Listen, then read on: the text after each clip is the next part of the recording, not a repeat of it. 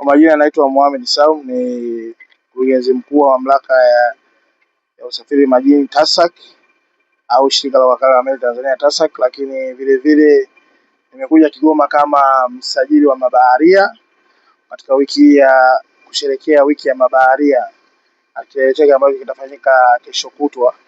Lakini pamoja na hilo, kama msajili wa meli vile vile nimefika hapa Kigoma, nimewiwa kuja kutembelea ukarabati wa meli ya MV Liemba ambayo mnaiona, nadhani waandishi wa habari mmeiona hapo nyuma, ambao unaendelea kufanyika chini ya kampuni yetu ya Tashiko. Kwa kuwa sisi TASAC tuna wajibu wa kukagua ujenzi na marekebisho ya meli, niona vyema nije nione hatua iliyofikia katika ukarabati wa meli hii.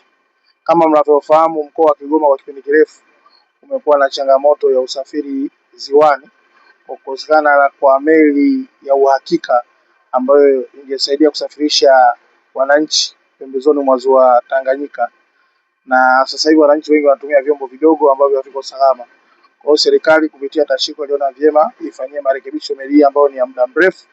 Nadhani ni moja ya meli kongwe nchini, zaidi ya miaka 100 hii MV Liemba, na leo tumefika hapa kuangalia hatua iliyofikia katika marekebisho na ukarabati, na kwa mujibu wa meneja mradi tumeambiwa wako karibia 90% ya marekebisho, na hatua ambayo inasubiriwa sana sasa ni kupandisha tu meli kwenye chelezo, kumalizia kufix mifumo ya uendeshaji wa meli, maana propeller shaft kuzunganisha na engine. Lakini ndani tumetembea, tumeona marekebisho makubwa, na kwa kweli tumeridhika. Eneo kubwa ni kama meli ukiondoa ule mwili wake, ndani wamerekebisha kila kitu, kwa maana kufunga engine mpya, vifaa vya uongozi meli vipya, lakini na kurekebisha vyumba vyote ambavyo, maeneo yote ambayo abiria wanakaa, kwa vyumba vya kulala na vile maeneo ya economy, kwa maana kuweka viti vipi.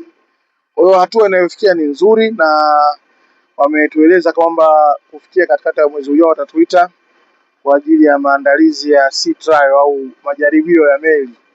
Kwa hiyo baada ya ukarabati wa kwenye chelezo, sasa tutakuja kukagua kwa ajili ya kutoa ridhaa ya chombo hicho kufanyia majaribio ziwani, na baada ya hapo tunategemea ndani ya kipindi kifupi basi tuikague tena na kuipatia vyeti ianze kutoa huduma, na kwa matarajio ya Tashiko kabla ya mwisho wa mwezi wa 8 au wa 9 tunategemea meli itakuwa imeanza kuanza kutoa huduma katika ziwa Tanganyika. Kwa hiyo tuhakikishie wananchi wa ukanda wa ziwa Tanganyika kwamba meli yetu hii hivi karibuni itaanza kutoa huduma na kurejesha faraja kwa wananchi, kwani kwa muda mrefu wamekuwa wanakosa chombo cha uhakika cha usafiri katika ukanda wa ziwa letu Tanganyika.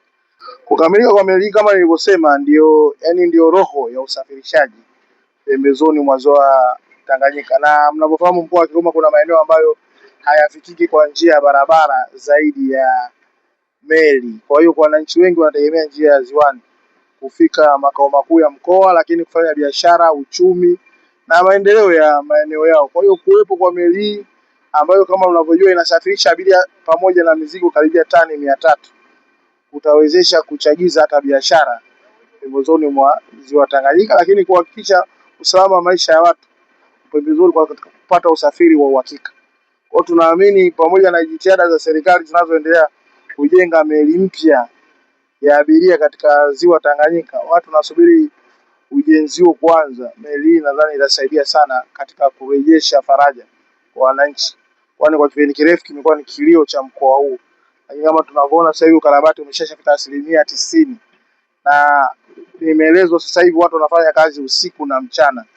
Kidogo walikuwa wamechelewa katikati hapa, lakini sasa hivi ni usiku na mchana, zaidi ya masaa 13 mpaka 14 ya kazi kwa siku. Kwa hiyo tunaamini itakamilika katika wakati uliopangwa, na mwezi wa 9 mwanzoni au 8 mwishoni itaanza kutoa huduma. Nashukuru sana.